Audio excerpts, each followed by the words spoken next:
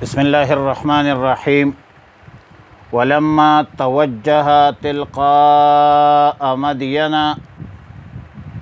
پارہ نمبر 20 سورہ قصص، رکوع نمبر 3 آیت نمبر 22-23۔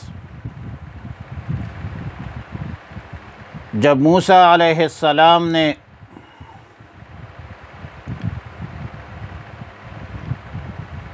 مصر سے نکلنے کا ارادہ کیا، ہجرت کا ارادہ کیا، اور ایک سمت پر توکل کر کے چل پڑا، اور چونکہ راستہ بھی معلوم نہیں تھا، اس لیے توکل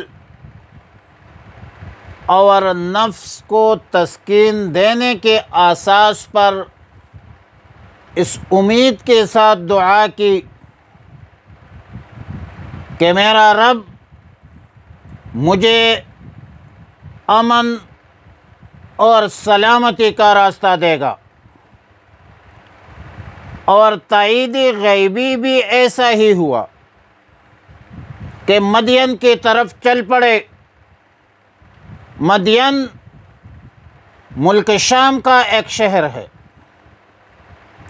جو مدین ابن ابراہیم کے نام سے موسوم ہے،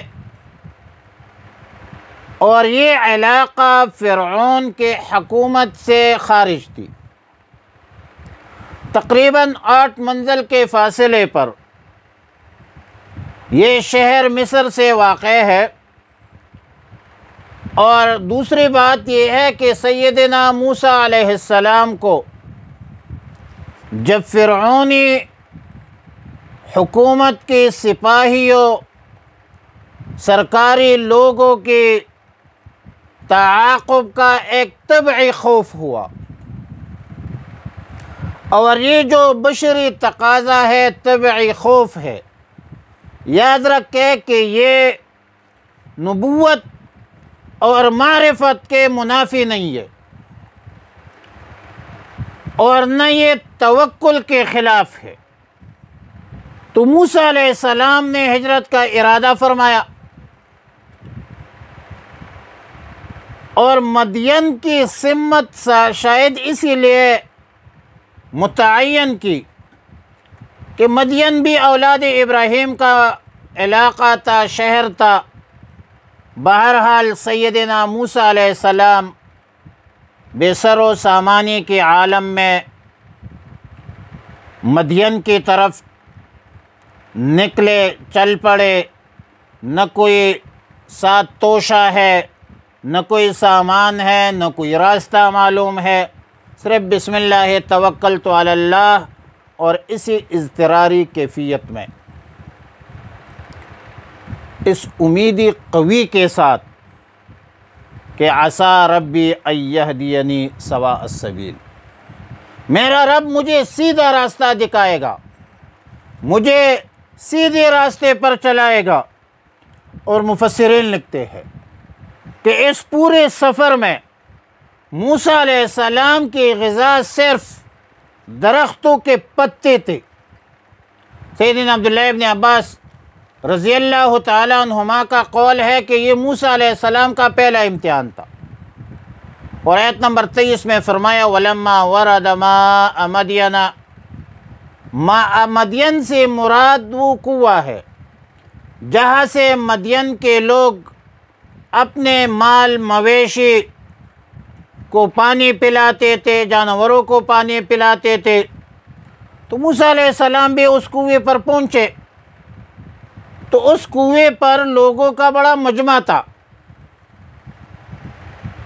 جو اپنے جانوروں کو پانی پلا رہے تھے، لیکن ان لوگوں سے علیحدہ ایک سائڈ پہ، ایک طرف پہ 2 عورتیں تھیں، 2 بچیاں تھیں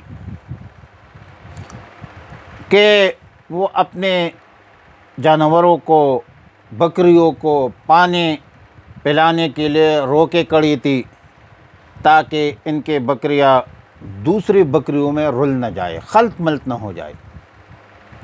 تو موسیٰ علیہ السلام نے فرمایا ان بچیوں سے، ان لڑکیوں سے، ما خطبکما، تمہارا کیا حال ہے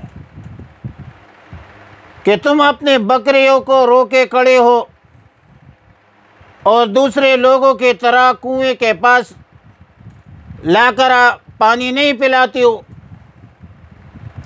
تو ان دونوں لڑکیوں نے کہا لا نسقی حتی یصدر الرعاء، ہماری عادت یہ ہے کہ ہم مردوں کے ساتھ اختلاط سے بچنے کے لیے اس وقت تک اپنے بکریوں کو پانی نہیں پلاتی جب تک یہ لوگ کنویں پر ہوتے ہو اور جب تک یہ لوگ کنویں کو فارغ نہیں کر چکے ہو۔ کنواں خالی ہو جائے تو پھر ہم اپنے بکریوں کو پانی پلاتے ہیں۔ وَأَبُونَا شَيْخٌ کبیر، یہ سوال ہے اس کا، تم بچیاں ہو، تمہارا کوئی بھائی باپ وغیرہ نہیں ہے؟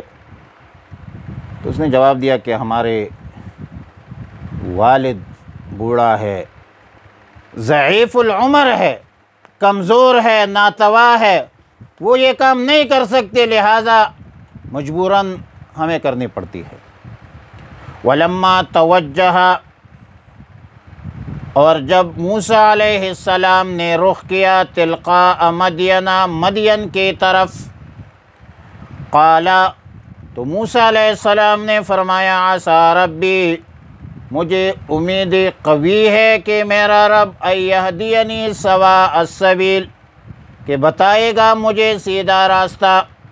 ولما وردا، جب وہ پہنچا ماء مدینہ، مدین کے پانی، مدین کی کنویں پر، وجد علیہ امۃ، اے جماعت، اس نے پایا وہاں پر ایک مجمع لوگوں کا، من الناس، لوگوں میں سے، یسقون، جو پانی پلاتے تھے، جو پانی پلا رہے تھے۔ ووجد، اور پایا موسیٰ علیہ السلام نے، دیکھا موسیٰ علیہ السلام نے، من دونہم، ان لوگوں کے، ان دونوں سے، ان لوگوں سے، علیحدہ، علاوہ، امرأتین، دو عورتیں، تذودان، جو روکے کھڑی تھی بکریاں۔ قال، ما خطبکما، موسیٰ علیہ السلام نے فرمایا ما خطبکما، کیا مسئلہ ہے تمہارا، تم دونوں کا؟ قالتا، تو وہ دونوں بولے لا نسقی، ہم نہیں پلا سکتے اس وقت تک، حتی یصدر الرعاء،